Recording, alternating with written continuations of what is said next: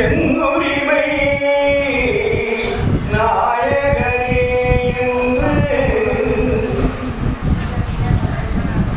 என்னுரிமை நாயகனே என்று வரைந்து வரைந்து ஏற்றுதும் வம்மின் உலகியனே மரணமிலா பெருவாழில் வாழ்ந்திடலாம் கண்ணே உரைந்துரையே பொய் புகழே சத்தியம் சொல்கின்றேன் போச்சபையில் சிச்சபையில் புகும் தருணம்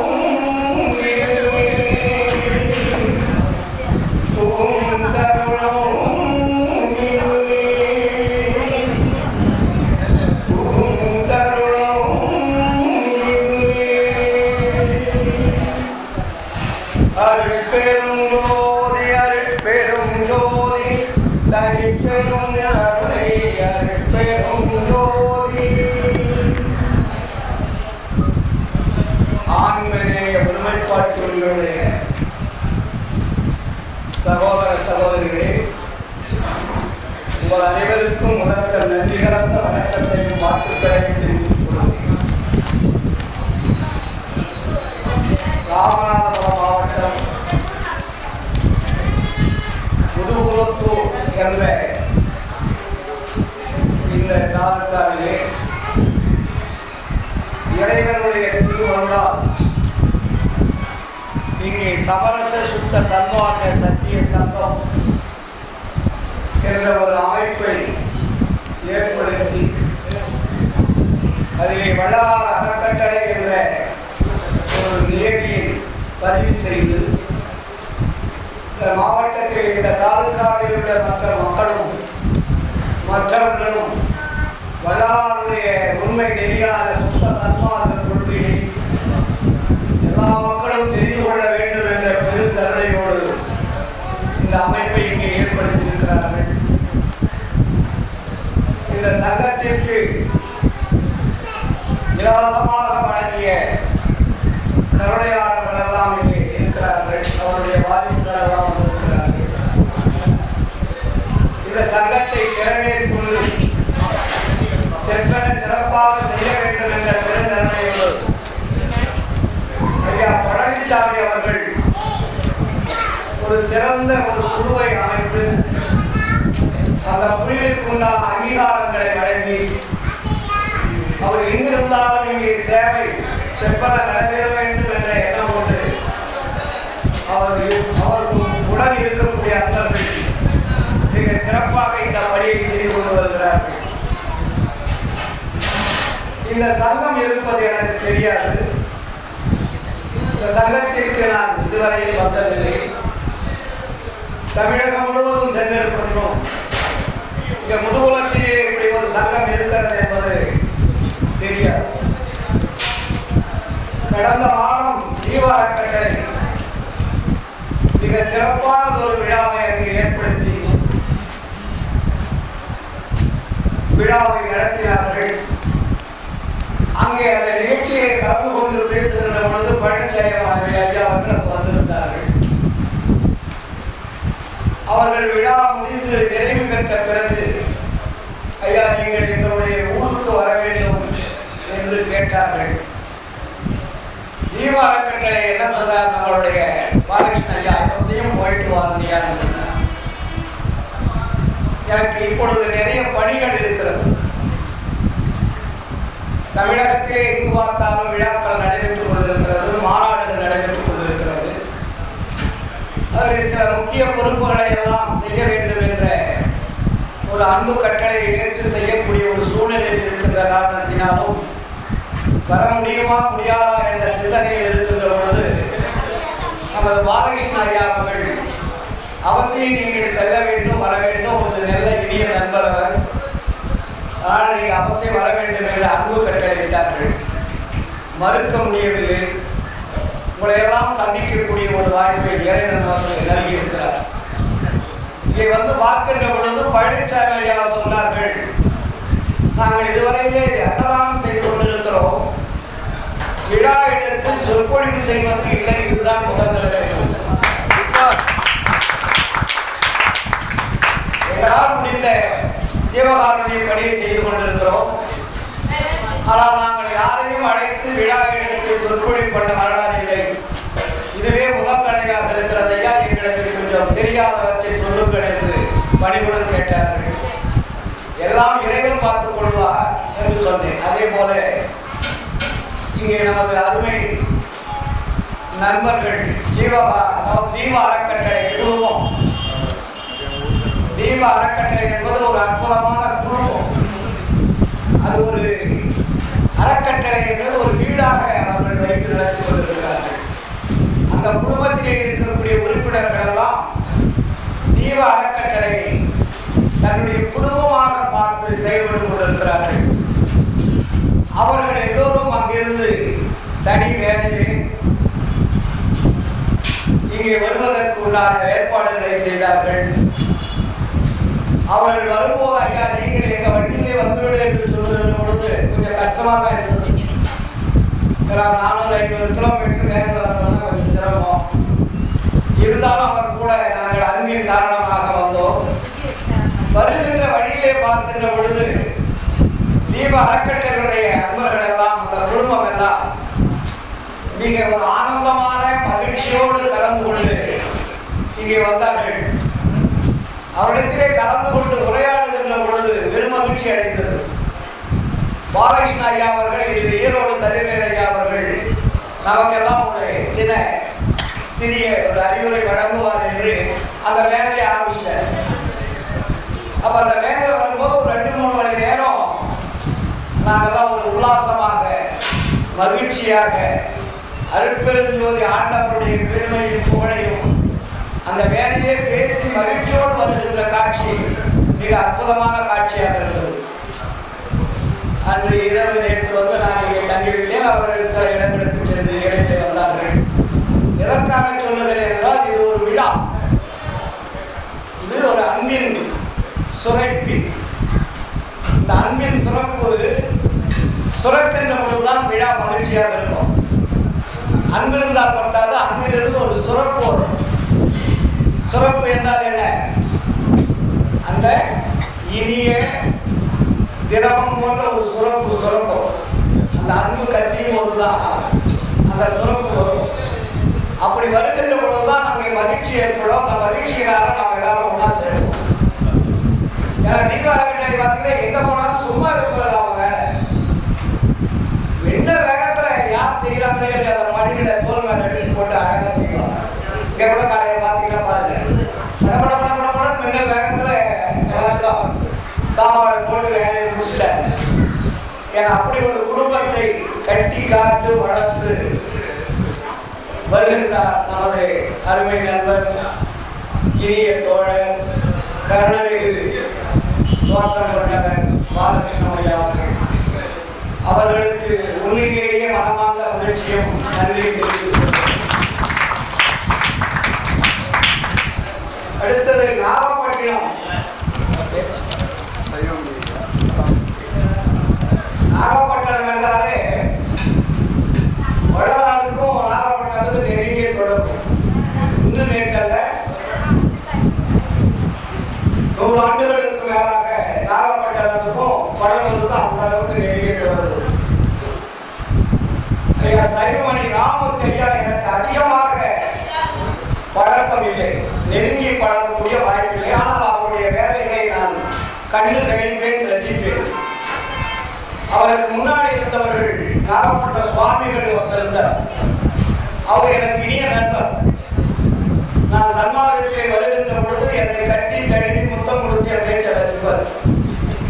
அங்கே போனால் நாங்கள் அங்கே தான் சாப்பிடுவோம். தர்மசாலைக்கு முன்னாடி இருக்கக்கூடிய நாகப்பட்ட சபையில் அவங்களுடைய தொடர்ச்சியாக இன்று தர்மசாலையிலே ஒவ்வொரு பூசத்திற்கும் சலிப்பில்லாமல் மன மகிழ்ச்சியோடு அனைத்து அன்பர்களுடைய அன்பையும் சேர்த்து ஒன்றாக கொண்டு வந்து தர்மசாலையிலே கொண்டிருக்கக்கூடிய ஒரு அற்புதமான மனிதர் தான் ராமமூர்த்தி ஐயா அவர்கள்.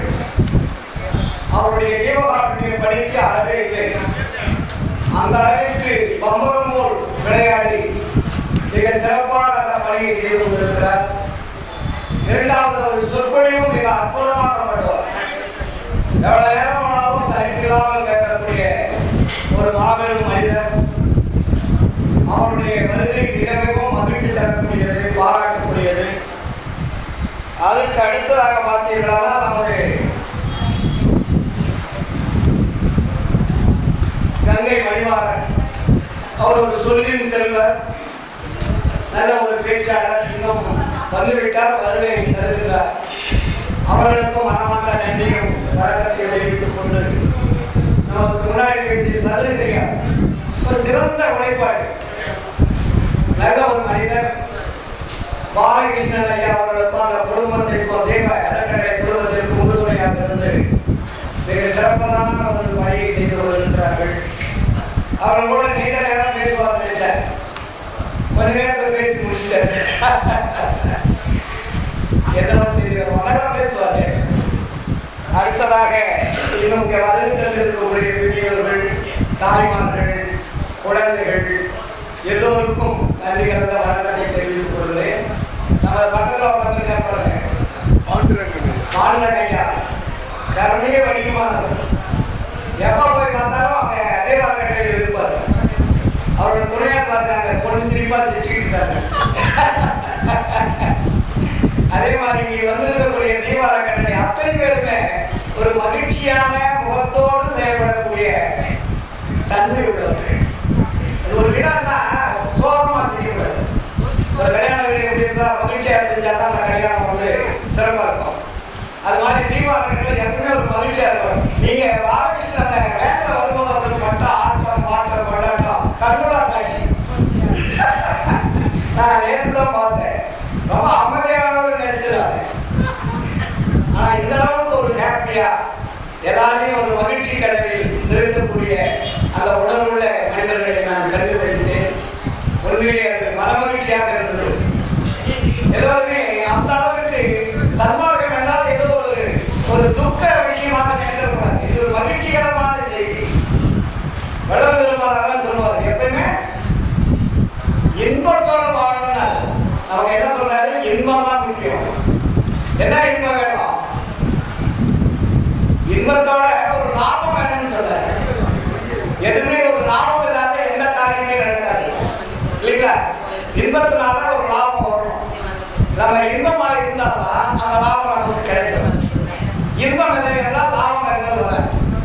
அதனாலதான் அதுக்கு வள்ளலார் வச்ச பேர் என்ன? ஆன்ம இன்ப லாபம். அதுக்கு என்ன பேரு? ஆன்ம இன்ப லாபம். ஆன்மா எப்பவுமே மகிழ்ச்சியா இருக்கணும். அந்த ஆன்மாவுக்கு நம்ம தொல்லை கொடுக்கவே கூடாது. அந்த அளவிற்கு நம்மளுடைய உடம்பிலே நம்ம இயக்கிக் கொண்டிருக்கக்கூடிய மாபெரும் சக்தி வாய்ந்த ஒரு பேர் அருள் படைத்த ஒளியாக இருப்பதுதான் ஆன்மா. ஆனா நம்மளை இயக்கக்கூடிய அந்த ஆன்மாவுக்கு நம்ம எவ்வளவு மகிழ்ச்சி கொடுக்கணும்? என்ன பண்ணணும்? மகிழ்ச்சி கொடுக்கணும். அந்த மகிழ்ச்சியை கொடுக்கிறதுக்கு இதுவரையில் யாரும் சொல்லல. ஆன்மா மகிழ்ச்சி அடைய வேண்டும் என்று உலக வரலாற்றில் எந்த ஒரு ஆன்மீகமும் சொல்லவில்லை. வள்ளல் பெருமான் வந்துதான் ஆன்ம மகிழ்ச்சி, ஆன்ம நெகிழ்ச்சி உருவாக்கணும். எனக்கு கொடுத்த தலைப்பு என்ன? எனக்கு தலைப்பு கொடுத்துருக்காங்க, மரணமில்லா பெருவாழ். அப்ப மரணமில்லா பெருவாழ்னா என்ன சார்? எல்லாருமே மரணமில்லா பெருவாழ்ன்றது நம்மளுக்கு சித்தர் காலத்திலிருந்து வேதங்கள் எல்லாமே சொல்லிட்டு இருக்கு. அப்ப மரணமில்லா பெருவாழ்னா என்ன? எல்லாருமே என்ன சொல்லியிருக்காங்க? உடம்பு விட்டு உயிர் பிரிந்து மோட்சத்துக்கு போயிடுட்டாங்க. உடம்பை விட்டு உயிரும் ஆன்மாவும் பிரிந்து அது எங்க போவோம்? மோட்சத்துக்கு போயிடுன்னு சொல்லிட்டாங்க. இது எவ்வளவு பெரிய உண்மையா பொய்யா என்பது நமக்கு தெரியாம இருந்தது. எல்லாருமே அதை தான் நினைச்சுக்கிட்டு நம்ம எல்லாருமே யாராவது இருந்தா கூட என்ன சொல்லுவோம்? மரணம் அடைஞ்சிட்டா. மோட்சத்துக்கு போகணும்னு சொல்லுவோம், சொர்க்கத்துக்கு போகணும்னு சொல்லுவோம், வைகுண்ட பதவி அடைந்துட்டாருன்னு சொல்லுவோம். ஆனா வள்ளலார் வந்து அதை அப்படியே பிரேக் பண்றார், தப்புன்ட்டார். டோட்டலா அவங்க சொல்லியது அத்தனையும் தவறுன்னு நம்ம வள்ளலார். ஏன் நீ இதுவரையில உடம்புல வாழ்ந்துட்டு இருக்கிற, நீ உடம்பை வைத்து வாழ்ந்து விட்ட பிறகு உடம்பை விட்டு நீ வெளியே போனா எப்படியா சொர்க்கத்துக்கு போக முடியும்? நீ வீட்டை விட்டு தாண்டி பண்ணிட்ட, வீட்டுல இருக்கிறதுக்கு உனக்கு தகுதி இல்லை, நீ வெளியே போயிட்ட.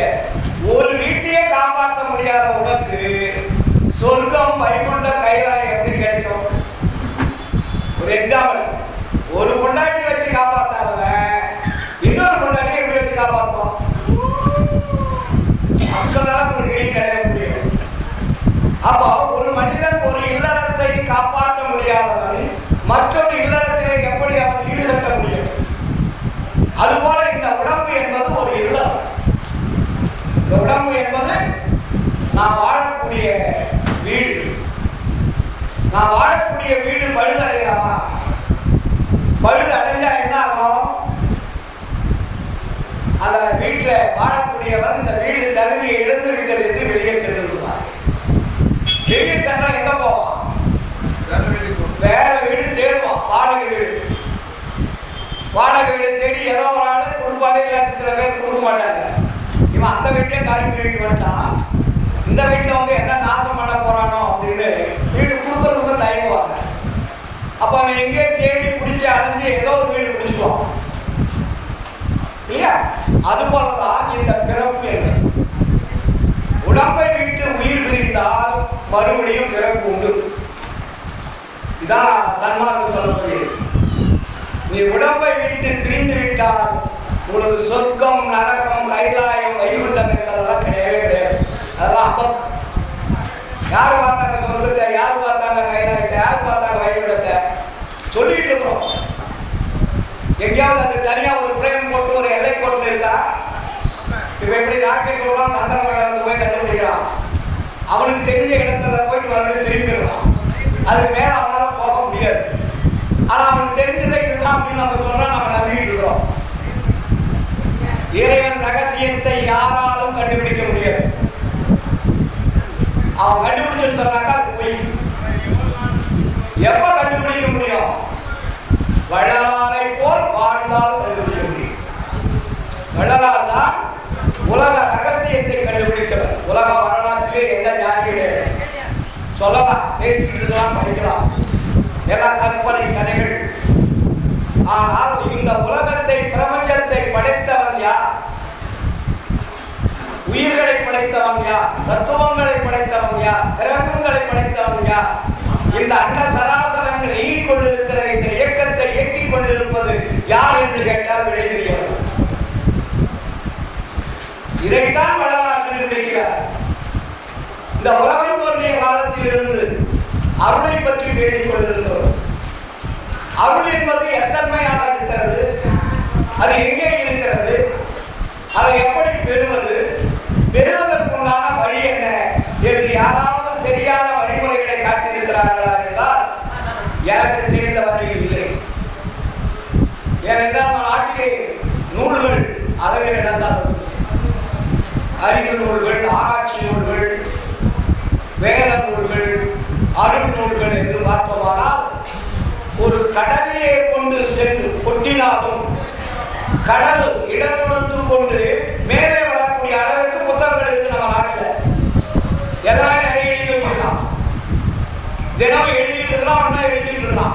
உலகம் முழுவதும் நூல்களை எழுதிக்கிட்டே இருக்கிறான், டெய்லி எழுதிட்டு இருக்கானுங்க. பிரஸ் பாருங்க, எத்தனை ஆயிரம் பிரஸ் ஓடிட்டு தான் இருக்கு, புத்தகங்கள் வந்துகிட்டே இருக்கு. என்ன பிரயோஜனம்? என்ன பிரயோஜனம்? எல்லாமே பொய்யான கற்பனை கதைகளை, கட்டுக்கதைகளை இட்டு இட்டு எழுத்து வடிவமாக படைத்திருக்கிறார்களே தவிர அதிலே உண்மை என்பது ஒன்றுமே இல்லை. யாருக்கு என்ன தெரியுதோ நம்மளால எழுதிடுவாங்க இல்லைங்களா? அப்போ இந்த நூல் எதற்கு? எல்லாமே யாருக்காக எழுதுறாங்கன்னா மனிதனுக்காகத்தான் எழுதுறாங்க. மிருகங்க படிக்க போறது, மிருகங்கள்லாம் வந்து கீழே இருக்கிற பிறவிலாம் அந்த நூலை பார்க்க போறது. என்பதற்குத்தான் இவ்வளவு அறநூல்கள், அறிவியல் நூல்கள், அருள் நூல்கள் எல்லாம் எழுதிக் கொண்டே இருக்கிறார்கள்.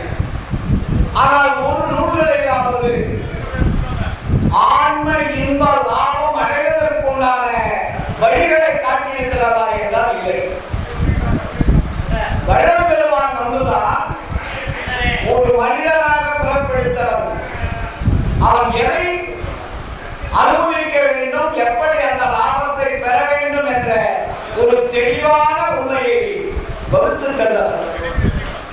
ஏப்பா அவருக்கு மட்டும் எப்படி இந்த ஞானம் கிடைச்சது? அவர் மட்டும் எப்படி எழுதக்கூடிய ஒரு தில்லு வந்தது? எல்லாரும் மனிதர்கள் தானே. அவருக்கு முன்னாடி எத்தனையோ ஞானிகள் தோன்றி இருக்கிறார்கள், எத்தனையோ அருளாளர்கள் தோன்றி இருக்கிறார்கள் இல்லையா? எத்தனையோ சித்தர்கள் தோன்றி இருக்காங்க. நம்ம நாட்டில் மட்டுமல்ல, உலகம் முழுவதுமே இவ்வளவு பெரியவர்கள் பல்லாயிரம் ஆண்டுகளாக இந்த நாட்டிலே பிறப்பெடுத்து வாழ்ந்து கொண்டிருக்கக்கூடிய அருளாளர்களுக்கெல்லாம் தெரியாதது வடநாடு மட்டும் எப்படி தெரியும் அப்படின்னு ஒரு கேள்வி கேட்பாங்க. இவர் வந்து இப்போ எத்தனை ஆண்டுகள் ஆச்சியா? வடநாடு வந்து 195 ஆண்டுகள், 195 ஆண்டுகள் தான் ஆச்சு. ஏன்னா 5000 ஆண்டுகளாக இந்த நாட்டிலே ஆன்மீக அறிவியல் நூல்கள் எழுதி கொண்டே இருக்கிறார்கள்.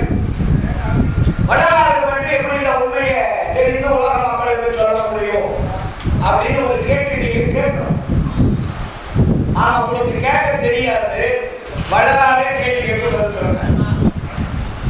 ஏன்னா நம்ம அந்த அளவுக்கு அறிவு என்பது கொஞ்சம் சூன்யமாகத்தான் இருக்கும். ஏன்னா நம்ம தான் பல நூல்களை படிச்சு அறிவை வடிவ வச்சிருக்கிறாங்க. ஒரு நூல்களை படிச்சா ஏதாவது ஓரளவுக்கு அறிவு இருக்கும். பல நூல்களை படிக்கும் போது அறிவு வந்து கிழக்கிடையே பிரியும், ஒன்றுக்கு ஒன்று தேவையாகாது. அப்போ ஏன் இந்த நிலை ஏற்பட்டது என்றால், இறைவன் எந்த நோக்கத்திற்காக உயிர்களை படைத்து உயர்ந்த அறிவை கொடுத்து மனிதர்களை படைத்தான். நாமெல்லாம் கீழிலிருந்து நம்ம மேல வந்திருக்கோம் இல்லைங்களா? தாவரங்களிலிருந்து என்ன ஊர்வரை, பரம்பரை, நிலப்பனை, அப்புறம் தேவர், அசுரர், அதுக்கப்புறம் தான் மனிதர். மனிதனுக்கு எத்தனை பிறகு, எத்தனையாவது பிறகு மனித பிறகு தெரியுமா? நம்ம எல்லாம் எத்தனை பிறகு நினைச்சிருக்கோம்? எத்தனையாவது பிறகு? 6வது பிறகு நினைச்சிட்டு இருக்குது. 6வது பிறகு அல்ல, 7வது பிறகு. ஊர்வனை, பரம்பரை, நடப்பனை, அதுக்கப்புறம் அசுரர், சூரர், அதுக்கப்புறம் தான் மனிதர். 7வது பிறவி.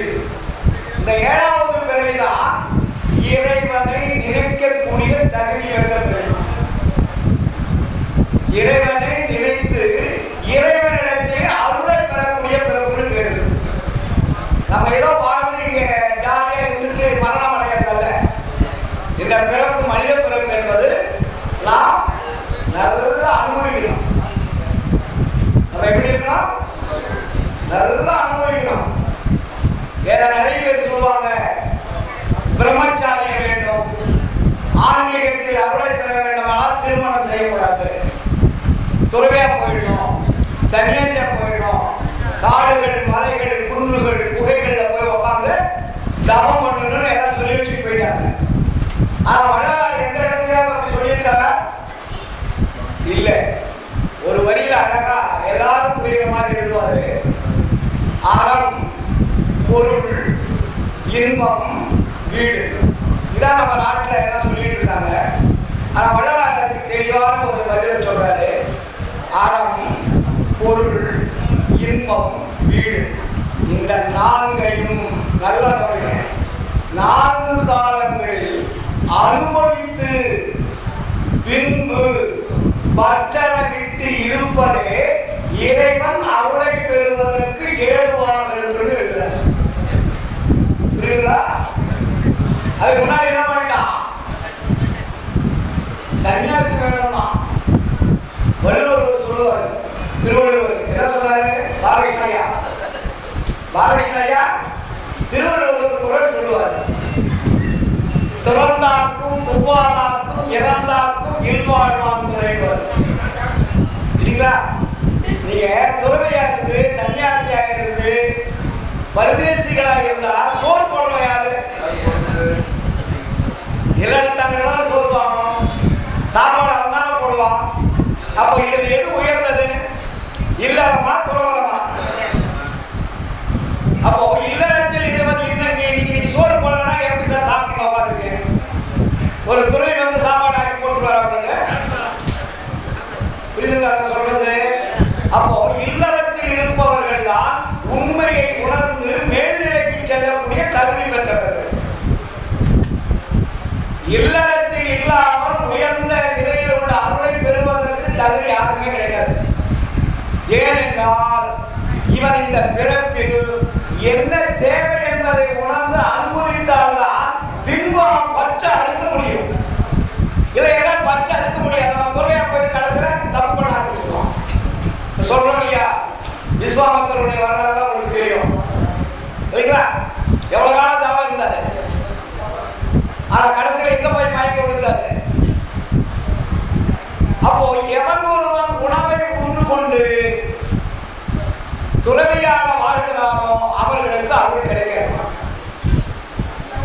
ஏன்னா உணவு என்பது உணர்ச்சியை தூண்டுவது. உணர்ச்சியை தூண்டக்கூடிய உணவு அவன் தவறு செய்வதற்குள்ளான வாய்ப்பை உருவாக்கி கொண்டே இருக்கும்.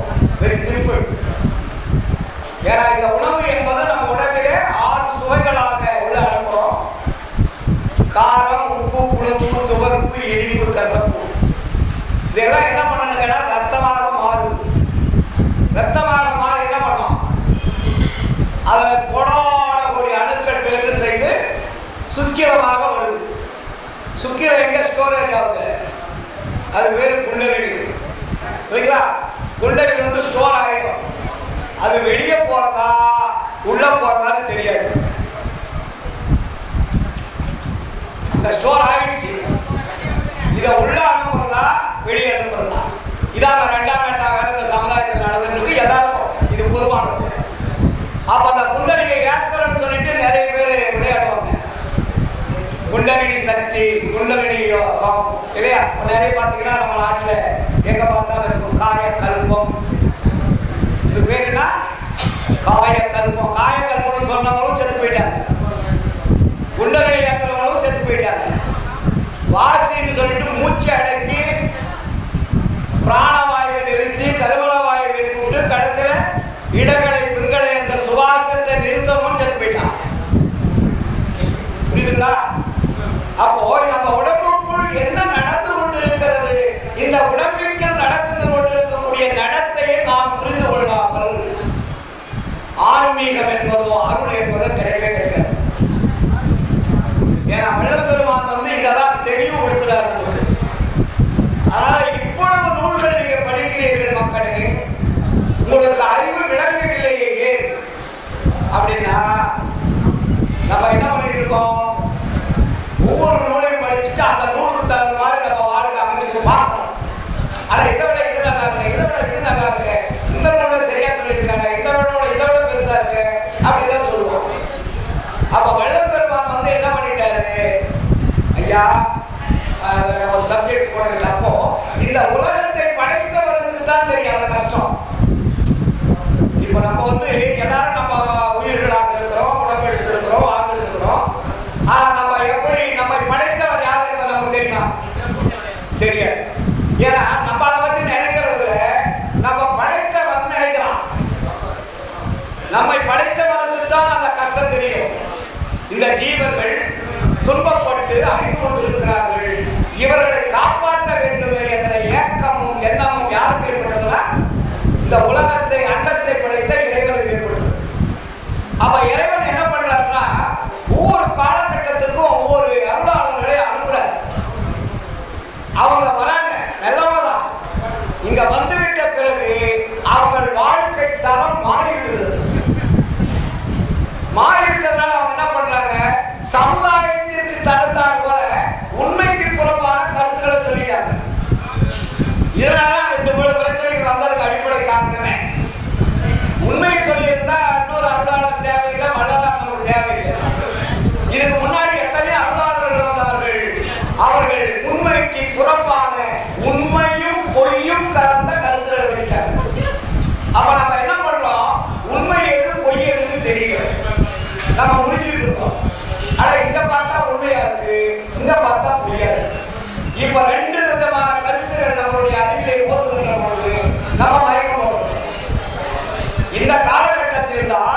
இந்த உலகத்தை படைத்த இறைவன் ஒரு மாபெரும் சக்தி வாய்ந்த அருளாளரை உலகத்துக்கு அனுப்புறார்.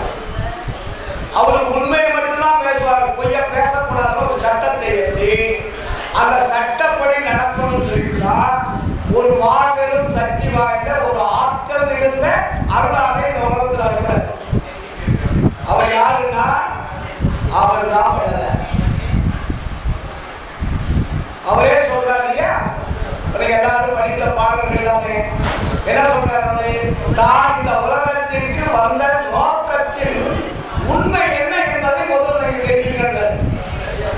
நான் எதற்காக வந்தேன் என்று நான் சொல்லுகிறேன், தயவு செய்து கேளுங்கள், பதிவு செய்து கொள்ளுங்கள் இல்லையா. வள்ளலார் என்ன சொல்றாரு? அகத்தே கருத்து புறத்து வெளுத்திருந்த உலக அனைவரையும் சகத்தே திருத்தி சன்மார்க்க சங்கத்தை அடைவித்திட இகத்தே பரத்தை பெற்று மகிழ்ந்திடுதற்கென்றே இறைவன், நல்லா கவனிக்கிறீங்க, இறைவன் என வருவிக்க உற்றேன் அருளை பெற்றேனே. அப்ப இறைவன் எதற்காக என்னை வருவிக்க உற்றான் என்றால், இந்த உலகத்தில் மக்கள் அகம் கருத்து புறமெடுத்திருக்கிறார்கள். மக்கள் அல்ல, மக்களை மாற்றியவர்கள் தான் குற்றவாளிகள். நம்மளாம் நல்லவங்க, நமக்கு என்ன தெரியும்? வளர மருத்துவமனை எல்லாமே தெரியுதா? வளர வளர நம்மளுடைய வாழ்க்கையில் தாய் சொல்லுவது போல, தகப்பன் சொல்லுவது போல, குரு சொல்லுவது போல, சுற்றம் சூழ்ந்த சமுதாயம் சொல்லுவது போல நம்ம வாழ்ந்துருக்கிறோம். இது அன்று தொட்டு இன்று வரையிலே நடந்து கொண்டிருக்கிறது. ஆனா வள்ளலார் அதுக்கு நமக்கு இப்படி வாழாதீங்க, இதுவரையும் நீங்கள் வாழ்ந்த வாழ்க்கையெல்லாம் வெற்றி மாயாஜால வாழ்க்கை. ஏன்னா இந்த மாயாஜால வாழ்க்கை எதனால நமக்கு வந்தது அப்படின்னா, வள்ளலார் அதுக்கும் பதில் சொல்றாரு. ஏன்னா நமக்கு தெரியாது இல்ல.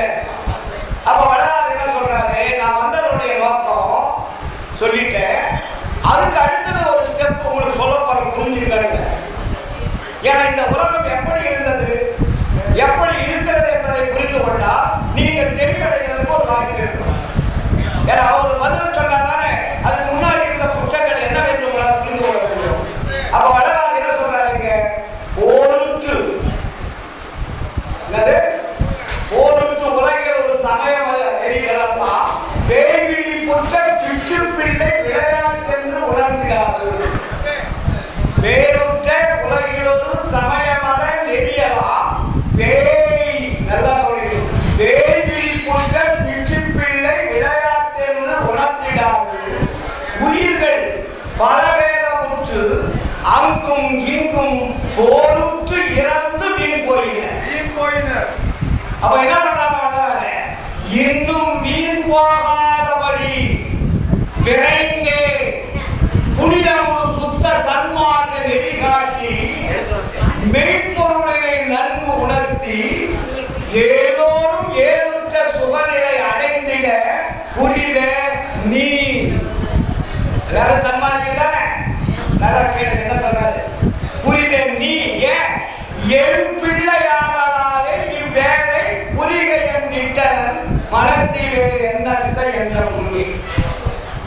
ஏன் இந்த வேலையை நான் உனக்கு கொடுக்கிறேன்? நீ என் பிள்ளை, நீ உண்மையை சொல்லுவதற்காக அனுப்பியிருக்கிறேன், நீ தவறு செய்ய மாட்டாய், உண்மைக்கு புறம்பான செய்திகளை இந்த உலக மக்களுக்கு விதைக்க மாட்டாய். அதனால் மகனே, நீ என் பிள்ளையாதலாலே இவ்வேளை புரிகை என்கிட்டனன் மனத்தில் வேறு எண்ணற்க என்ற புரிகை. நீருற்ற ஒளிய நெருப்பே, நெருப்பினுள் நிறைந்து இருளகற்றும் ஒளியே, நிர்குணானந்த வர நாதாந்த வரையோங்கும் நீதி நடராஜபதே சொல்ற. என்ன தெளிவுபடுத்தி கடைசியில ஆண்டவரை பத்தி பிரிஷிகளை கொடுக்குறாரு. ஏன் இப்படி நான் சொல்றேன்? என்னை ஆண்டவர் அனுப்பினார், அனுப்பின ஆண்டவர் என்கிட்ட முழு பொறுப்பை ஒப்படைத்திருக்கிறார். அந்த பொறுப்பை சிறமேற்கொண்டு நான் சுத்த சன்மார்க்க நெறியை உலகத்திற்கு பரப்புகிறேன். பரப்புகிறவர் சொல்லக்கூடியவர் யாருன்னா, நீருற்ற ஒளிய நெருப்பே, நெருப்பினுள் நிறைந்து இருளகற்றும் ஒளியே, நிர்குணானந்த பரநாதாந்த வரையோங்கும் நீதி நடராஜ கதையினர். அவர் சொன்னவர் யாரு, எங்க இருக்கிறார் எப்படி இருக்கிறார், என்ன வண்ணமாக இருக்கிறார், அந்த ஆண்டவர் யார் என்பதை உலக மக்களுக்கு சொல்லுவதுதான் முதல் கடமை. ஏன்னா வள்ளலார் சும்மா ஏதோ ஒரு விளையாட்டுக்காக 4 பேருக்கு ஜெபகாரண்யம் எல்லாம் போதும்ன்ற நிலையில சொல்றது வந்தவர் அல்ல. புரியுதுங்களா? ஏன்னா இந்த உலகம் எல்லாமே பொய் பிடித்த உலகமாக இருக்கிறது. மெய் என்பது மறைக்கப்பட்டிருக்கிறது, பொய் என்பது விளையாடி கொண்டிருக்கிறது. அதனாலதான் வள்ளலார் சொன்னாரே, மக்களே மனிதர்களே நான் சொல்லுகிறேன், தயவு செய்து கேடு, சொல்லுகின்றேன் பற்பலனால் துரிசலவே தூய்மை உடையவே வெல்லுகின்ற வார்த்தை என்று வெறும் வார்த்தை என் வாய் விளம்பாது. ஏன்னா மற்றவங்க சொன்ன மாதிரி பொய்யெல்லாம் நான் பேச மாட்டேன். பொய் பேசக்கூடிய ஒரு சூழல் இறைவன் எனக்கு கொடுக்கிறார். அதனால நீங்க என்ன பண்றீங்க, இனிமே உங்களுக்கு ஒரு ஆர்டர் கொடுக்க போறேன், அதை கேட்பீங்களான்னு கேட்கிறாரு. இப்ப நான் சொல்றேன், நீங்க எல்லாம் கேட்பீங்களா? ஒரு குணம் கேட்கலான்னு வரும், ஒரு குணம் பார்க்கலான்னு வரும், ஒரு குணம் முயற்சி செய்யலான்னு வரும். அப்படிப்பட்ட ஒரு சூழ்நிலையை நம்ம வாழ்ந்துட்டு இருக்கோம். ஏன்னா இந்த இடத்தில் கேட்கும் போது நல்லா இருக்கும், வீட்டில் போய் அந்த வாழ்க்கையை கடைபிடிக்கும் போது கொஞ்சம் கஷ்டமா இருக்கும். அதுக்கப்புறம் என்னடா அப்படி பேசுறாங்க வேற, கடைசியில் நம்ம இங்க அதே பாட்டை தான் பாடிட்டு இருக்கிறோம். இந்த வாழ்க்கையிலிருந்து விடுபட முடியலையே என்ற ஒரு சிக்கல் நம்ம வாழ்க்கையில புதைஞ்சு போச்சு. நம்ம வேற குற்றங்கள். அப்படிப்பட்ட ஒரு சூழல்ல நம்மளாம் சிக்கிட்டோம். இதெல்லாம் வள்ளலார் சொல்ற, அந்த பல நூல்களை படிச்சா உங்களுக்கு அறிவு வருகிறது. புரியுதுங்களா? இந்த பல நூல்களை படிச்சாவே நம்மளுடைய அறிவு என்னவோ வழி போயிடும், குழப்பமாயிடும்.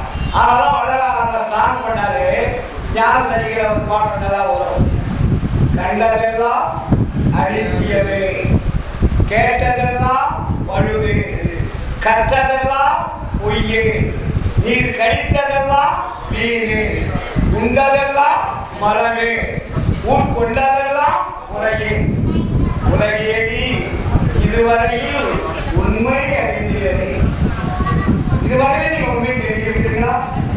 பரவாயில்ல. விண்டதினால் இனி நீ சமரச சன்மார்க்க மெய்நெறியை கடைபிடித்து மெய்ப்பொருள் நன்கு உணர்ந்து எந்த சிற்றம்பலத்தை என் தந்தை அருள் அடைவின் இரவாத வரம் பெறலாம் இன்பமுள்ளதாக. இப்ப நீங்க பல நூல்களை படிச்சுன்னா மன்னர்களா பெருமாள் வருமா? குழப்பம் தான் வரும். அப்போ இங்க இவ்வளவு ஸ்ட்ராங் உலகத்துல யாருமே சொல்லல சார். இவ்வளவு துணிச்சல் வருமா யாராவது சொல்றதுக்கு? இதுவரை நீ கண்டதெல்லாம் அனித்தியம், கெட்டதெல்லாம் பழுது, கற்றதெல்லாம் பொய், கடித்ததெல்லாம் வீண், உண்டதெல்லாம் மலமே, உட்கொண்டதெல்லாம் குறையே. ஏ மக்களே, உலகிய நீ இதுவரையில் உண்மை அறிந்தீரே. தூக்கி போட. விண்டதினால் என் இனி நீ சமரச சன்மார்க்க மெய்நெறியை கடைபிடித்து மெய்ப்பொருள் நன்குணர்ந்து எந்த சிற்றம்பலத்தை என் தந்தை அருள் அடைவில் இரவாத வரம் பெறலாம் இன்பமுள்ளதாக. அப்ப இரவாத வரம் என்றால் என்ன? அதுக்கு பேர் தான் மரணம் இல்லாத பெருவாழ்வு. மரணம் இல்லாத பெருவாழ்வுனா என்ன சார்? மரணம் இல்லாத பெருவாழ்வு எல்லாரும் நம்ம பேசிட்டு இருக்கிறோம், படிச்சுட்டு இருக்கிறோம். ஆயிரக்கணக்கான பாடல்கள் வள்ளலார் மரணமில்லா பெருவாழ்வு சொல்றார். மரணமில்லா பெருவாழ்வு ஆளுநருக்கு என்ன வழி? வழி தெரியாம நீங்க மரணமில்லா பெருவாழ்வு வாழலாம் வாழலாம் வாழலாம் எப்படி சார் வாழ்றது? அப்போ உலகத்தில் கல்வி பிரிச்சுட்டாங்க. உலகத்துல எதுவுமே கற்றாதான கல்வி. அது கற்கிறதுனா கல்வி இல்லை இல்லைங்களா? இப்போ எல்லாத்துக்குமே இப்போ நம்ம குழந்தை பிறந்தோடனே என்ன பண்ணுறோம்? வயிற்றில் இருக்கும் போதே ரிஜிஸ்டர் பண்ணிருக்கோம். சில கான்வென்ட் ஸ்கூலுக்கு குழந்தை பிறகுறது அப்புறம் அங்கே கர்ப்பம் ஆகிட்டாவே சீட்டு கிடைக்காதுன்னு முன்கூட்டியே ரிசர்வேஷன் பண்ணக்கூடிய காலம் வந்துருச்சு இல்லைங்களா? அப்போ அந்த கல்வி என்பது நமக்கு ரொம்ப முக்கியமாக இருக்கு இல்லையா? அப்போ கல்வி என்பது இந்த உலகத்திற்கு அவசியம் தேவை. ஆனால் வள்ளலார் இங்கே என்ன பண்ணாருன்னா கல்வி கற்கிறதுக்கு தான், கற்றுக் கொடுக்கறதுக்கு தான் வர. ஏன்னா உலகத்தில் இதுவரையில் இருந்தது என்ன கல்வி? சாகும் கல்வி. நாம் படித்துக் கொண்டிருக்கக்கூடிய கல்வி அத்தனையும் சாகும் கல்வி. வள்ளலார் வந்து என்ன பண்றாரு? சாகா கல்வியை கற்றுக் கொடுக்க வர்றாரு. Very simple. ஏன்னா இன்னைக்கு நம்ம கல்வி அவசியம் நமக்கு எல்லாருக்குமே. ஏன்னா நம்ம கற்ற கல்விகள் எல்லாம் பொருள் ஈட்டும் கல்வி. நம்ம கல்வி எதுக்கு பயன்படுது? பொருள் ஈட்டுவதற்கு பயன்படுது. பொருள் எதுக்கு தேவைப்படுது? பொருள் ஈட்டு கல்வி கரெக்ட் சார். பொருள் எதுக்கு? கல்யாணம் பண்ணணும், முதல் வேலை என்ன பண்ணணும்? பொருள் வந்தோடனே ஃபர்ஸ்ட் என்ன பண்ணுவாங்க? திருமணம், அப்புறம் குழந்தை பெற்றுக்கணும், அப்புறம் வீடு கட்டணும், கார் வாங்கணும், இல்லை ஜாலியா வாழ்க்கை நடத்தணும். ஏன்னா மற்றவங்களாம் நம்ம போற்றணும், புகழணும், நம்ம கழுத்து நிறைய நகை இருக்கணும், வீட்டு நிறைய பொருள்கள் இருக்கணும், கார் உயர்ந்த காரா இருக்கணும், போட்டி போட்டுக்கிட்டு வாங்கணும். அதுக்காக போட்டி போட்டுக்கிட்டு நம்ம கல்வி கற்று பணம் அதிகம் சம்பாதிக்கலாம் இல்லைங்களா? அப்போ பக்கத்து வீட்டுக்காரி கூட நம்மளை பார்த்து ஏங்கணும். இப்படிலாம் இந்த கல்வி நமக்கு பயன்படுது. இருக்கிறவர்கள் அனுபவிக்கின்றதை இல்லாதவர்கள் பார்த்து ஏங்கக்கூடிய வாழ்க்கை தான் நம்ம வாழ்ந்துருக்கோம். ஏன்னா நம்ம வாழ்க்கை அவங்களோட நம்ம கொஞ்சம் உயர்ந்திருந்தா பரவாயில்ல. அவங்ககிட்ட வந்து சும்மா மாறிதான் இருக்குது. நம்மகிட்ட நம்ம காரில் என்னென்னவோ கார், உயர்ந்த கார், இதெல்லாம் வந்தால் அவங்களோட நம்ம கொஞ்சம் கெத்து. அவங்ககிட்ட 50 பவுன் இருக்கா, நம்மகிட்ட ஒரு 500 பவுன் வேணும்.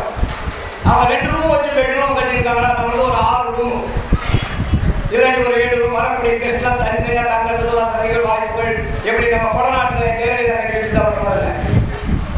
நீங்க போய் பார்த்துருக்கீங்களா? நான் பார்த்துட்டேன். ஏன்னா கொடநாடு என்னுடைய குழந்தை, அவருடைய பொண்ணு அங்கே தான் கொடுத்துருக்கு, பார்த்ததுலையே. அப்போ அங்கே போய் பார்த்தீங்கன்னா ஒரு 500 தனித்தனி அறைகள்லாம் இருக்கும். ஹெலிகாப்டர் வந்து இறங்குறதுக்கு வழி இருக்கும். அங்கே நீச்சல் குளம் இருக்கும். உள்ளே போய் பார்த்தீங்கன்னா உலகத்திலே இல்லாத பொருள்கள் எல்லாம் அங்கே நிறைஞ்சிருக்கும். ஆனால் இறுதியில் அவன் நிலைமை என்னாச்சு?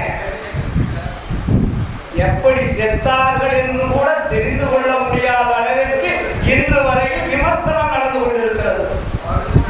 அப்போ இந்த பொருள் என்ன வச்சது? இந்த உலகத்தில் இருக்கக்கூடிய கல்வி கற்றதனுடைய பயன் என்ன? அதுக்கு பேர் தான் வள்ளலார் இது சாகும் கல்வின்னு பேர் வச்சார். நான் உலகத்தில் இதுவரையில் கற்ற கல்விகள் எல்லாம் சாகும் கல்வி. வள்ளலார் வந்து அதுக்கு என்ன பேர் வைக்கிறாரு? சாகா கல்வி பேர் வச்சார். சாகா கல்வி என்பதுதான் அதை கற்றால்தான் மரணத்தை வெல்ல முடியும். மரணம் வெல்றது எப்படி? நீங்க சாகாத கல்வி கற்கணும். அதுல எத்தனை பேர் வாங்கணும்? 100 வாங்கணும். பாலகிருஷ்ணாய மாதிரி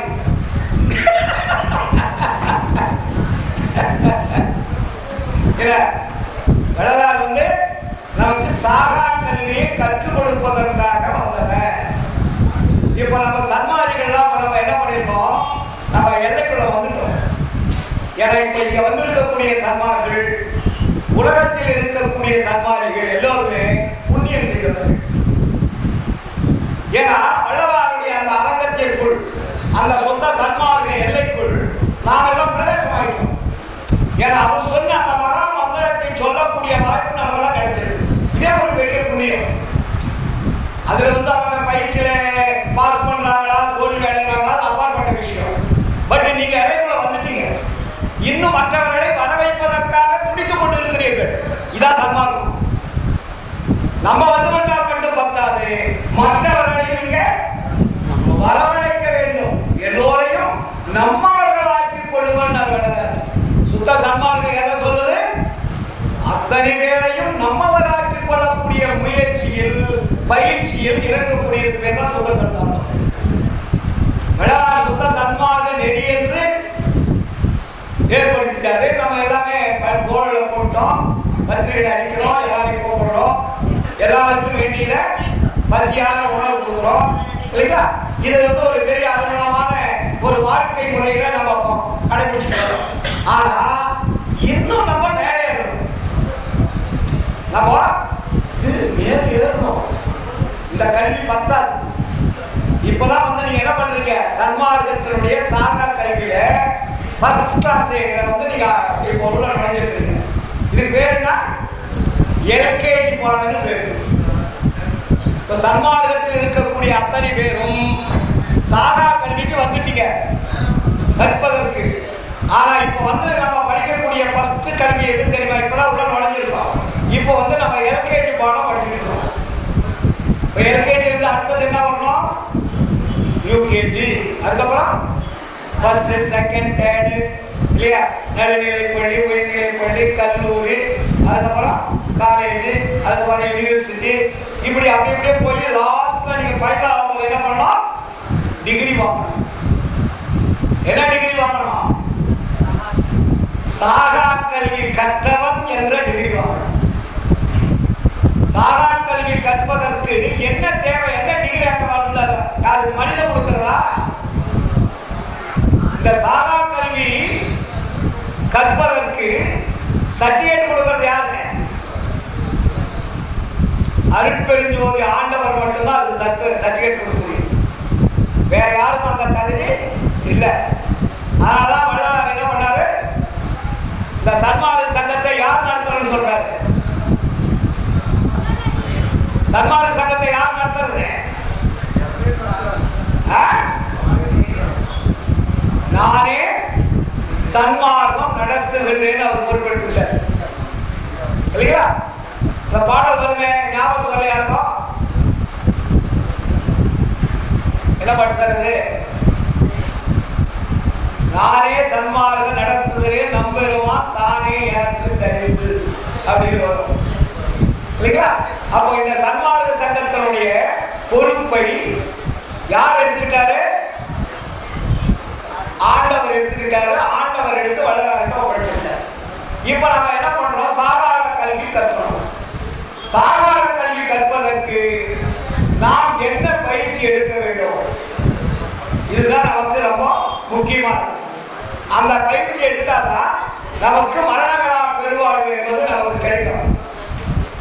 அருமை நண்பர் அவர்கள், இனிய நண்பர், ஐயா வாங்க வேலைக்கு வாங்க.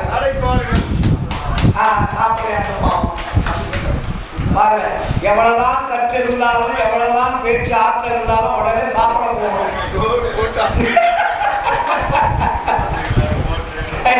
இல்லையா? அப்போ இன்னும் வேகம் பத்தாது.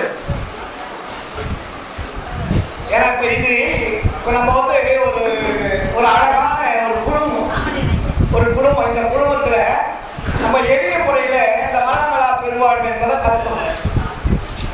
வள்ளலார் ரொம்ப எளிமையா தான் சொல்லியிருக்காரு. நீ ஒன்றும் கஷ்டப்பட வேண்டிய அவசியம் இல்லை. ஏன்னா ஒருத்தரும் ஒரு பயிற்சிகள் இருக்கும், ஒரு சூழ்நிலைக்கு தகுந்த மாதிரி சொல்லியிருப்பாங்க. ஆனா வள்ளலார் எப்படி சொல்றாருன்னு தான் நம்ம கேட்கணும் இல்லைங்களா? வள்ளலார் என்ன சொல்றாருன்னா, இந்த உலகத்தில் இருக்கக்கூடிய நூல்களை எல்லாம் அப்புறப்படுத்திருங்க. ஏன்னா இந்த நூல்கள் தான் உங்களை ஒரு தவறான பாதையில் இட்டு சென்றது. எப்படி? ஜாதி, சமயம், மதம், இந்த மூணையும் பிரிச்சது எது? நம்மளுடைய நூல்கள் தான் பிரிச்சது. நம்மளுடைய வழிகாட்டிய நூல்கள் தான் ஜாதி, சமயம், மதங்களை பிரிச்சது. இப்ப நீங்க ஜாதி, சமய, மதங்களை பிடித்துக் கொண்டு சாகா கல்வி கற்க முடியுமா என்றால் சத்தியமா முடியாது. நீ உள்ள வந்துட்டீங்க, சாகா கல்வி கூடத்துக்கு வந்துட்டீங்க. ஆனா நீங்க கற்கும் போது எதை விட வேண்டும், எதை பிடிக்க வேண்டும் என்பதை முதல்ல நீங்க முடிவெடுக்கணும். புரியுதுங்களா? இப்ப நம்ம சன்மார்க்கத்தை வச்சுக்கிட்டே நம்ம என்ன பண்ணிட்டு இருக்கோம்? சில பேர் அறியாதவர்கள் சமய சடங்குகளை விடாமல் வைத்துக் கொண்டிருக்கிறோம். ஜாதி, சமய சடங்குகளை நாம் விடாமல் பிடித்துக் கொண்டு சன்மார்க்கத்தை பிடிச்சிட்டு இருக்கிறோம். இது நடக்குமாவட்டா? சத்தியமா நடக்காது. இப்ப காலையில் வழிபாடு பண்ணுங்க, வழிபாடு முடிச்சுட்டு என்ன பண்ண என்ன சொன்னீங்க?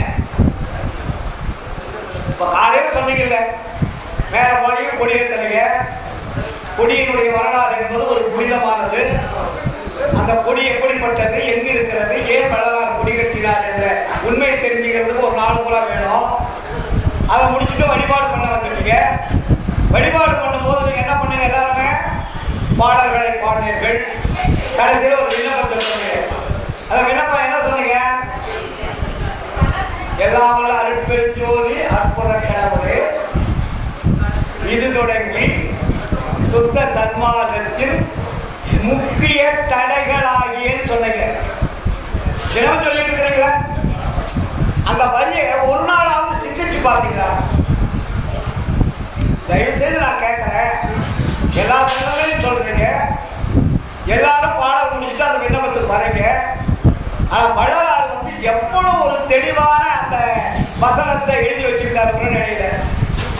ஒரு நாளாவது அந்த வரியினுடைய உண்மையை புரிந்து கொண்டால் நீங்கள் மீண்டும் தவறு செய்வீர்களா? அது என்ன சொல்றாரு? எல்லாம் வல்ல பெருஞ்சோதி அற்புத கடவுளே, இது தொடங்கி சுத்த சன்மார்க்கத்தில் முக்கிய தடைகளாகியன்னு போட்டாரு. என்ன தடை? சாதாரண தடை இல்லை, முக்கிய தடைன்னு போட்டாரு. முக்கிய தடைகளாகிய சமயங்கள், மதங்கள், மார்க்கங்கள் என்பவற்றின் ஆச்சார சங்கற்ப விகற்பங்கள் எங்கள் மனதில் பற்றா வண்ணம் அருள் செய்தல் வேண்டும். யாராவது கடைபிடிக்கிறீங்களா? அதுக்கப்புறம் என்ன சொல்றாரு?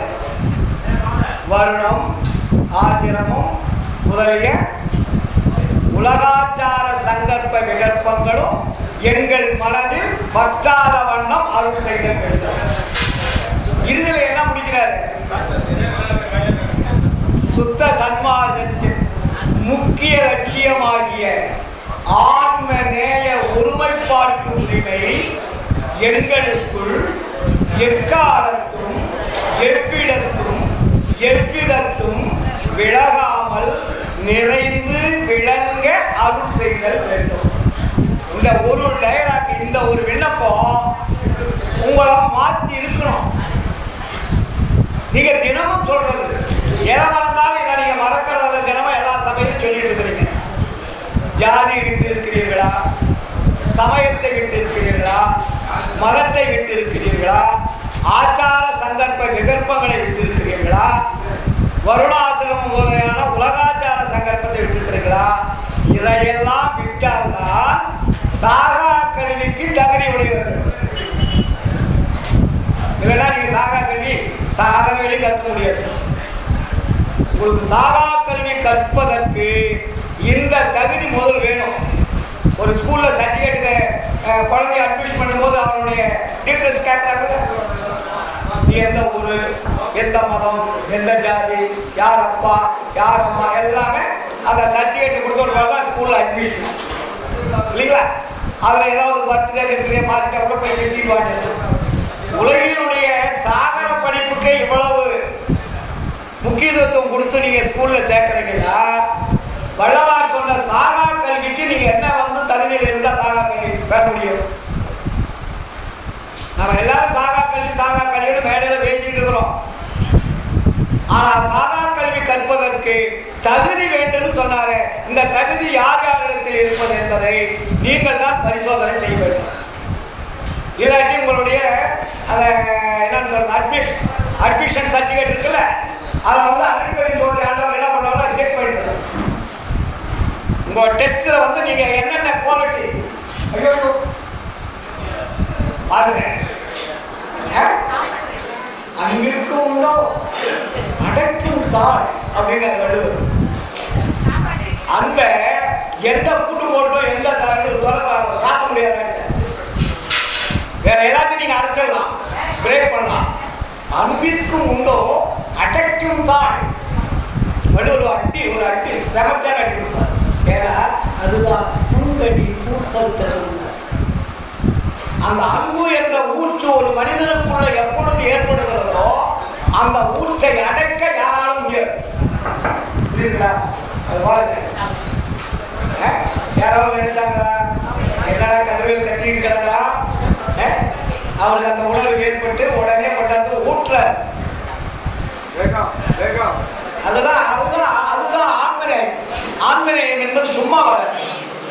இன்னொரு ஆன்மா படக்கூடிய துன்பத்தை பார்த்து கொண்டிராமல் அந்த ஆன்மாவினுடைய துன்பத்தை போக்கக்கூடிய கருணை உள்ளம், அன்பு உள்ளம் எங்கே வந்து செயல்படுகிறதோ அங்கேதான் சன்மார்க்க கல்வி. அப்ப நம்ம சர்டிபிகேட்ல என்ன இருக்கணும்?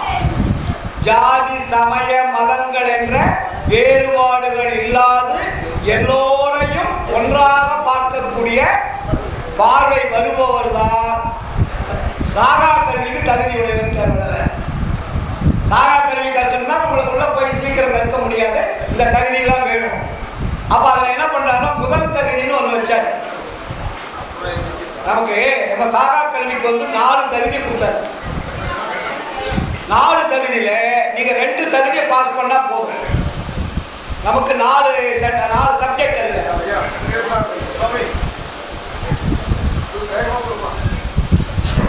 எல்லாம் காப்பி பிடிக்கிறதுக்கு அப்புறம் பேசிக்கலாமா?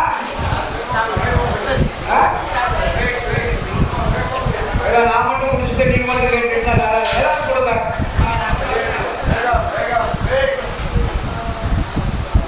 நல்ல அருமையான சுவையான காப்பி தான், சாப்பிட்டு பேசுவோம்.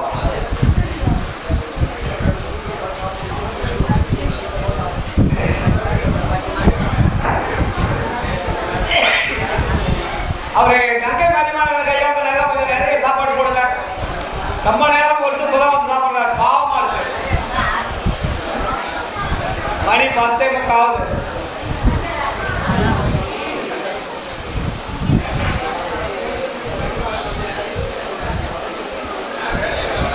முன்னாடி காப்பி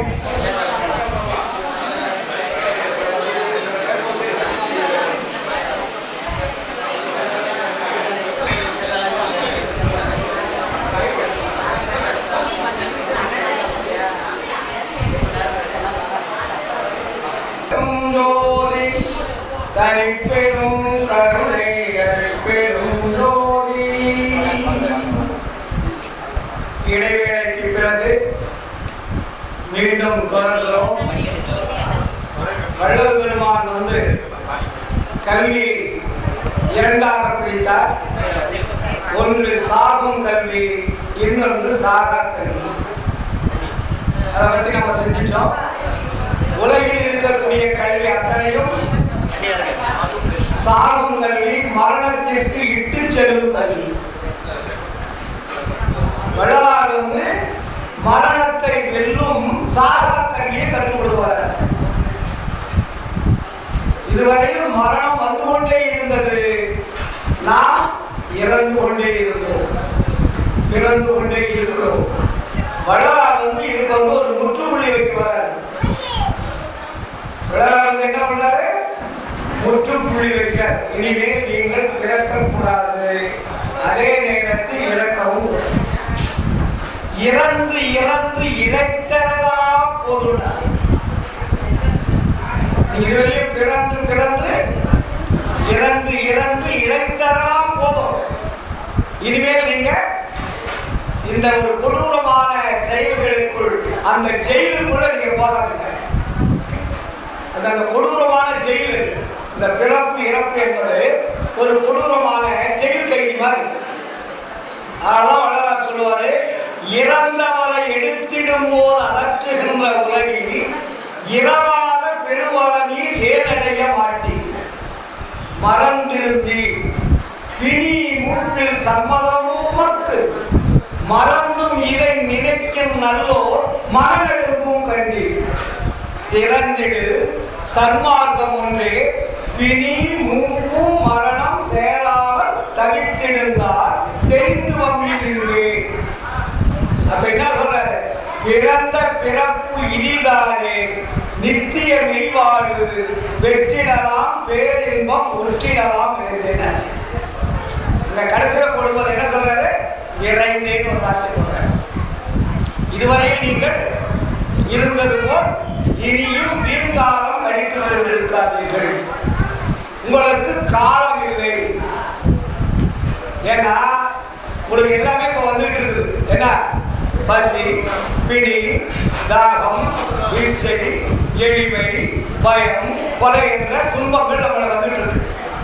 இந்த துன்பங்கள் இருந்து நீங்க விடுபடணும். இந்த விடுபடுவதற்கு எந்த கல்வி கற்க வேண்டும்? சாகா கல்வி கற்கணும். இதுவரையும் நம்ம கற்ற கல்வி எல்லாம் இந்த துன்பங்கள்லாம் அது வந்துருச்சு. வள்ளலார் வந்து துன்பத்துக்கு ஒரு பட்டியல் போட்டார். இந்த உலகத்தில் நீங்கள் சாகும் கல்வி கற்கின்ற வரையில் உங்களுக்கு என்னென்ன துன்பம் வரும்?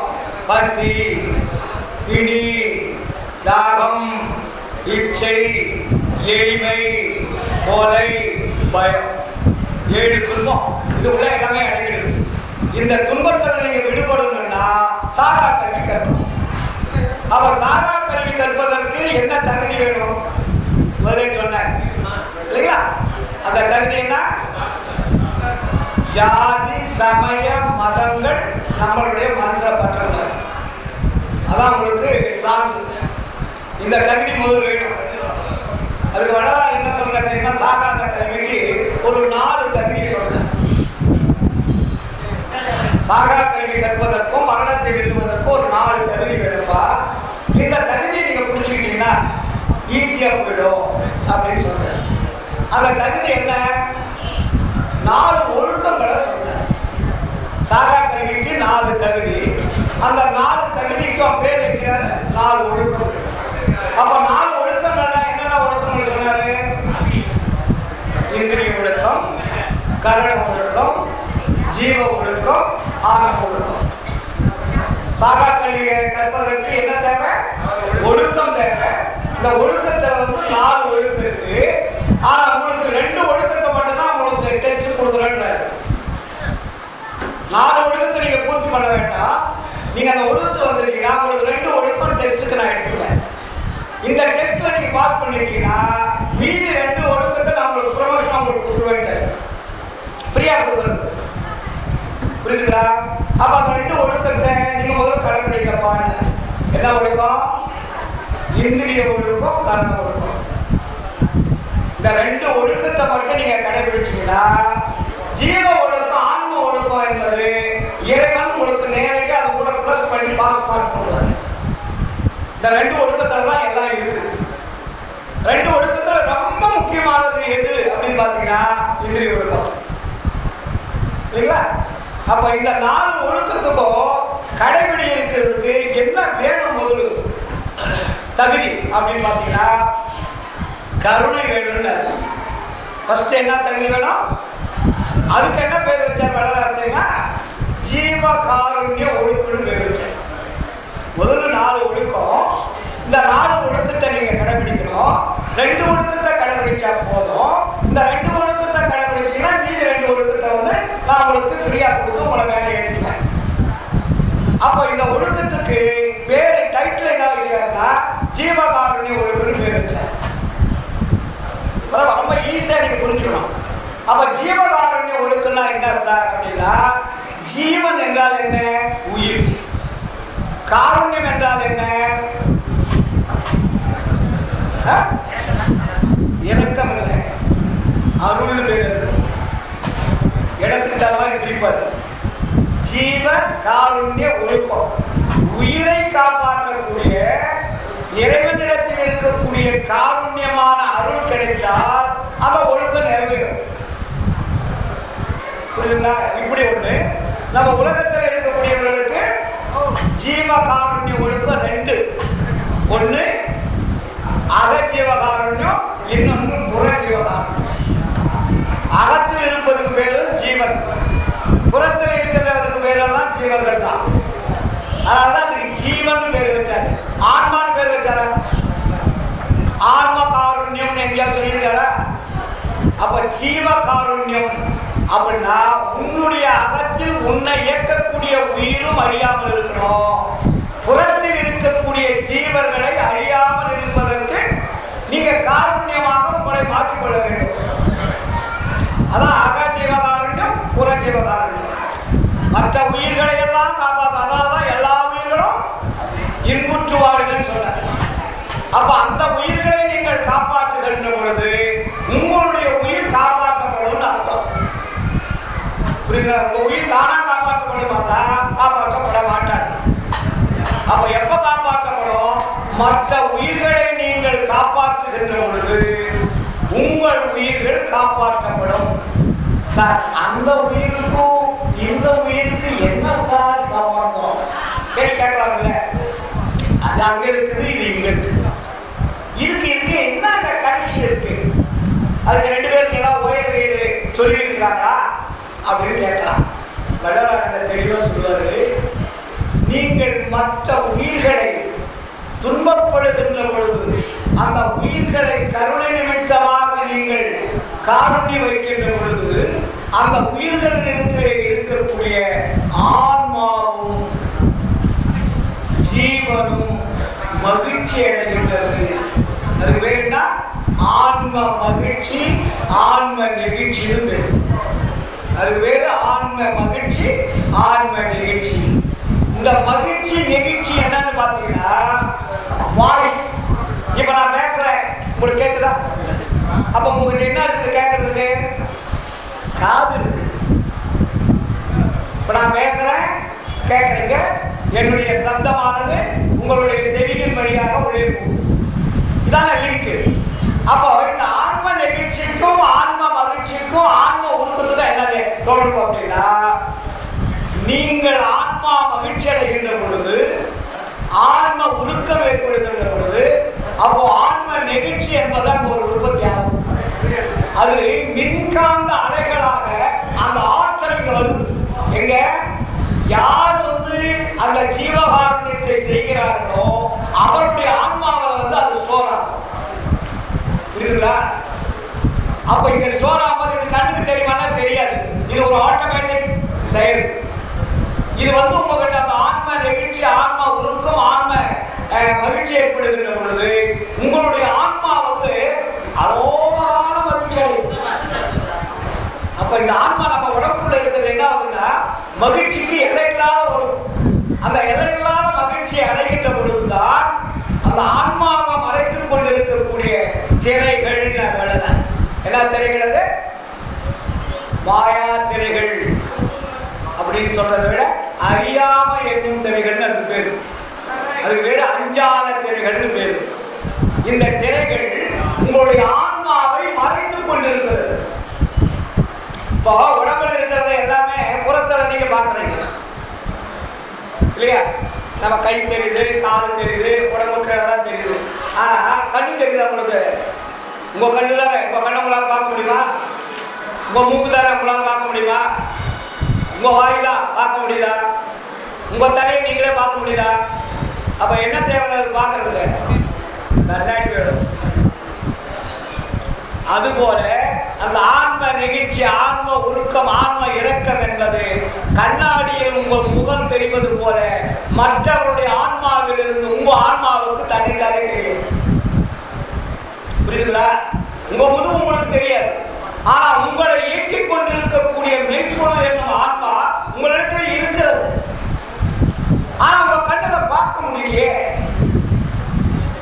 நம்ம உடம்புல இருக்கக்கூடிய நம்முடைய ஆன்மாவை, நம்முடைய ஜீவனை நம்மால் பார்க்க முடியவில்லை. நம்ம கண்களுக்கு எது தெரிகிறது? இந்திரியங்கள் மட்டும் தெரிகிறது. இந்திரியம் என்றால் என்ன? கண், மூக்கு, காது, செவி, மெய்யன் சொல்லக்கூடிய ஐம்புலன்கள். இந்த ஐம்புலன்களை இயக்கக்கூடிய அகத்தில் இருக்கக்கூடிய ஐம்புலன்களுக்கு அது தெரியுமா? தெரியாது. அதுக்கு பேர் தான் இது ஸ்தூல பஞ்சாட்சரம், அது சூட்சும பஞ்சாட்சரம் வச்சாங்க. இதுக்கு சமயங்கள் என்ன சொல்லிட்டாங்க? இதுக்கு மந்திரத்தை ஸ்தூலத்துக்கும் சூட்சுமத்துக்கும் அவன் ஒரு பேர் வச்சான். என்ன பேரு? சிவாய நமகோ நமச்சிவாய. சிவாய நமத்தை எழுதி திருப்பி போட்டீங்கன்னா நமச்சிவாய. இல்லைங்களா? இது அவங்க மந்திரம். ஆனா வள்ளலார் என்ன பண்றாரு? இந்த மந்திரம் எல்லாம் இந்திரியங்களோட முடிஞ்சு போதுப்பா. அது கரணத்துக்கும் போறதில்ல, ஜீவனுக்கும் போறதில்ல, ஆன்மாவுக்கும் போறதில்லை. அப்போ கடவுள் எங்கே இருக்கிறார், எப்படி இருக்கிறார், என்ன செய்து கொண்டிருக்கிறார், அவருடைய நாம ரூப பெயர் என்ன என்பதை இதுவரை யாரும் சொல்லவில்லை. அப்ப வள்ளலார் நமக்கு 4 ஒழுக்கத்துல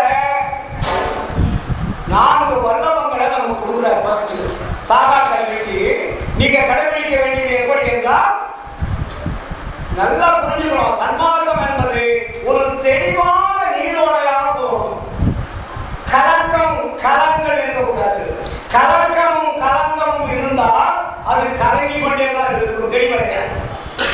வள்ளலார் மிக தெளிவாக சொல்லுவார், 4 பகுதிகள். அந்த 4ஐயும் கடைபிடிப்பதற்கு நீங்கள் என்ன செய்ய வேண்டும்னா அழகான ஒரு பாடல் சொல்வாரு, சாகாத கல்வியே கல்வி. என்ன பேரு? நீ கல்வின்னு எடுத்துக்கிட்டீங்கன்னா சாகாத கல்வி மட்டும்தான் கல்வி. மீது எல்லாரும் கல்வியே பேர் சொல்லாதான்ட்டு. சாகாத கல்வியே கல்வி, ஒன்றே சிவம்தான் என அறிந்த அறிவே தகும் அறிவு. இந்த ரெண்டு வரியில என்ன புரிஞ்சுக்கிட்டீங்க? சாகாத கல்வியை கற்பதுதான் கல்வி. அப்ப அந்த கல்வியை தெரிந்து கொள்வதற்கு என்ன பண்ணுமா? ஒன்றே சிவம்தான் என அறிந்த அறிவே தகும் அறிவு. உனக்கு அறிவு வேலை செய்தா நீங்க ஒரு கடவுள் என்பதை விட்டு இன்னொரு கடவுள் இருக்கிறார் என்று நினைத்தால் நீ அந்த கல்விக்கு தகுதியாக்க மாட்டார். அந்த கல்வியை பேசுறதோ படிக்கிறதோ ஒரு தகுதியே கிடையாது. ஒன்றே சிவம்தான் என அறிந்த அறிவே தகும் அறிவு. மூன்றாவது, மலமழிந்தும் என்ற வல்லவமே தனித்த பூரண வல்லபம். வல்லபம்னா என்ன? ஒரு நாட்டடிக்கிறது, வீட்டடிக்கிறது, கொள்ளடிக்கிறது, கொலை பண்றது, கள்ளக்காதல் பண்றது, கள்ளக்கடத்தல் செய்வதெல்லாம் வல்லபம் அல்ல. மலமழிந்தும் என்ற வல்லபமே தனித்த பூரண வல்லபம். அதுக்கப்புறம் என்ன சொல்றாங்க? வேகாத காலாதி கண்டுகொண்டு எப்பொருளும் விளைய விளைவித்த தொழிலே மெய்த்தொழிலதாகும். 4 பட்டியல் போட்டார். எது? சாகா கல்வி, கடவுள் ஒருவரே என்பது, மலத்தை 5ஐயும் வெல்லுவது, அதுக்கப்புறம் சாகாதிருக்கக்கூடிய தொழில். வேகாத காலாதி கண்டுகொண்டு எப்பொருளும் விளைய விளைவித்த தொழிலே மெய்த்தொழில். அதுதான் மெய்த்தொழில். நம்ம செய்கிற தொழிலா பொய்த்தொழில். இந்நான்கையும் ஒருங்கே வியந்து அனுபவிக்கின்ற வாழ்வே மரணமில்லா பெருவாழ்வு வாழ்வதற்குண்டான தகுதி பெற்றது. வேகாத காலாதி கண்டுகொண்டு எப்பொருளும் விளைய விளைவித்த தொழிலே மெய்த்தொழிலதாகும். இந்நான்கையும் ஒருங்கே வியந்து அடைந்து மாகாதலுற எல்லாம் வல்ல சித்தாகி நிறைவான வரமே இன்பமா மண்டுமிது நீ பெற்ற சுத்த சன்மார்க்கத்தில் மரபென்று உரைத்த குருவேனர். சுத்த சன்மார்க்கத்தினுடைய மரபு என்ன? 4. அந்த 4 ஒரு சாகாத கல்வி, கடவுள் ஒருவரே என்பது, மரங்களை வெல்வது, அழியாமல் இருக்கக்கூடிய தொழிலை கற்றுக்கொள்வது. இப்போ நம்ம அழிகிற தொழில் தான் கற்றுட்டு இருக்கோம். அழியாமல் இருக்கக்கூடிய தொழில் எதுன்னா அதுதான் மரணத்தை வெல்வது, அருளை பெறுவதுன்னு அர்த்தம். இந்த அருளை பெறக்கூடிய தொழிலை கண்டுபிடிச்சிட்டீங்கன்னா உங்களுக்கு மரணம் கிடையாது. அப்ப இந்த 4ஐயும் நீ எப்படி பெற முடியும் அப்படின்னு ஒரு கிளாஸ் எடுக்கிறார். அதை சொல்லிட்டாரு. இந்த 4ஐயும் பெறுவதற்கு நீங்கள் என்ன தகுதியை பின்பற்ற வேண்டும் என்பதை அவர் கிளாஸ் நடத்துறாரு. நமக்கு வளர அதுக்கு பேர் தான் சரியை, கிரியை, யோகம், ஞானம்னு 4 வச்சாங்க முன்னாடி. வள்ளலார் என்ன பண்ணாரு? அதுல நன்னாக்கு 16 படித்தரங்கள் இருக்கு. சரியை, கிரியை, யோகம், ஞானம் என்று சொல்லக்கூடிய ஆன்மீக வழிகளில் அதுல 4 பாகம். அது அந்த 4 பாகத்துல 16 வழித்தடங்கள் இருக்கு. அந்த முன்னாடி இருக்கக்கூடிய முன்னாக்கு 12 அதை தூக்கி ஒரு பக்கமா வச்சுருக்காரு. சரியை, கிரியை, யோகம், ஞானம். இதை ஒன்று இருக்கு. 4 நாள் இருக்கு. சரியை சரியை, சரியை கிரியை, சரியை யோகம், சரியை ஞானம். கிரியை சரியை, கிரியை கிரியை, கிரியை யோகம், கிரியை ஞானம். யோகத்தில் சரியை, யோகத்தில் கிரியை, யோகத்தில் யோகம், யோகத்தில் ஞானம். இந்த 4, 3, 12 ஒரு பக்கமா வச்சிருந்தா நீங்க முன்னாடி கழிச்சிட்டீங்க. அப்போ சன்மார்க்கம் என்ன சொல்றதுன்னா ஞான சரியை ஸ்டார்ட் பண்றாங்க. ஞானம் என்பது என்ன? அறிவு, பூரண அறிவுன்னு பேரு. ஞானம் என்பது பூரண அறிவு. இந்த பூரண அறிவை கொண்டு பூரண அருளை பெற வேண்டும். புரியுதுங்களா? அப்ப அதுக்கு என்ன நமக்கு வகுப்பு எடுக்கிறார் வளராருன்னா ஞான சரின்றது தான் சன்மார்க்கத்தினுடைய முதல் கல்வி, ஞானத்தினுடைய முதல் வகுப்பு. அப்ப ஞானத்தினுடைய முதல் வகுப்புல என்ன சொல்லிக் கொடுக்கணும்னா இந்திரிய ஒழுக்கத்தை சொல்லிக் கொடுக்கணும். முதல் எல்கேஜில முதல் பாடத்துல என்ன பண்ண சொல்லணும்? ஞான சரி என்பது இந்திரிய ஒழுக்கம், ஞானகிரி என்பது கரண ஒழுக்கம், ஞான யோகம் என்பது ஜீவ ஒழுக்கம், ஞானத்தில் ஞானம் என்பது ஆன்ம ஒழுக்கம். புரியுதுங்களா? இப்ப இந்த 4 படித்தரங்களில் 4 வகுப்புகள் இருக்கிறது. இந்த 4 வகுப்புகளிலும் தேர்ச்சி பெற்றவர்கள் அருளை பெறக்கூடிய தகுதி உடையவர்கள். அந்த அருள் கிடைத்தால் மரணத்தை வெல்லுவது ஈஸி. அப்ப நம்ம என்ன பண்ணிட்டு இருக்கோம்? எதை விட வேண்டுமோ அதை விட்டால்தான் அந்த கல்விக்கு போக முடியும். நம்ம என்ன விட்டுருக்கோம்னா எதுவுமே விடல, ஆனா சாகாத கல்வி கற்புன்னு நினைக்கிறோம். அப்ப நம்ம ஆளுங்களாம் என்ன பண்ணிட்டான்? நம்மளை பிரிச்சு வச்சுட்டான். பிரிச்சு வச்சதுல இருந்து நம்ம விடுபடுறோமா? விடுபடல. அதுக்கு வளரார் என்ன சொன்னாரு? இன்னைக்கு நேர்த்திலடா, இது சுமார் 5000 6000 ஆண்டுகளுக்கு முன்னாடி நம்மளெல்லாம் பிரிச்சு வச்ச துரோகிகள் இருந்த நாடு.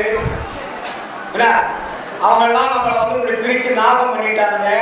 அதனால அவங்களை நம்பாதீங்க, அவங்க பின்னாடி போகாதீங்கன்னு சொல்றேன். என்ன சொல்றாரு?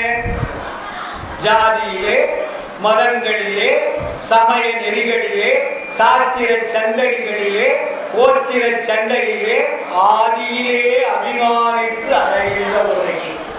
இல்லை, அலைந்து அலைந்து வீணே நீர் அழிதல் அழகவே. அப்ப என்ன பண்ணுமா? நீதியிலே, சன்மார்க்க நெறிகளிலே நிறுத்தமிழும் தனித்தலைவர் முறுத்த அவர் வீதியிலே அருஜோதி விளையாட புரிகின்ற தருணம் இதுதான். கூவுகின்றே உமையை. நம்மளை எப்படி கூப்பிடுறான்னு பார்த்தீங்களா? குழந்தைய கூப்பிடுற மாதிரி. இப்போ நீங்கள் ஸ்கூலுக்கு போனா குழந்தைங்க எவ்வளோ அன்பாக கூட்டிட்டு போறீங்க. நேரம் அலங்காரம் பண்ணி கை வச்சு பாக்கியில் உட்கார வச்சு அந்த ஸ்கூலில் கொண்டு விட்டு அந்த ஸ்கூல் டீச்சர் கையில் பிடிச்சி உள்ள போனவங்க தான் வெளியே வரீங்க. அது மாதிரி நம்ம சன்மானிகளை வளராரு ஒரு குழந்தையாக பாவித்து நமக்கு இதெல்லாம் சொல்லிக் கொடுக்குறாரு. நம்மளை எல்லாம் கூவுகின்றேன் உமையே, நான் சொல்லிக்கொண்டே இருக்கிறேன், தயவு செய்து கேளுங்கள். அப்ப அந்த சாகாத கல்வி என்பது அருளை பெறக்கூடிய மார்க்கம் தான் சாகாத கல்வி. அப்ப அருளை எப்ப பெறணும்? நம்முடைய ஆன்மாவிலிருந்து அருளை பெறணும். வெரி சிம்பிளுங்க, நல்லா கேட்டுங்க. அதாவது பாடல் படித்துக் கொண்டு வழிபாடு செய்து கொண்டு நாம் வாழ்க்கையை நிறைமாற்றிக் கொண்டிருந்தால் சாகாத கல்வியை கற்கக்கூடிய தரம் என்பது நமக்கு கிடைக்காது.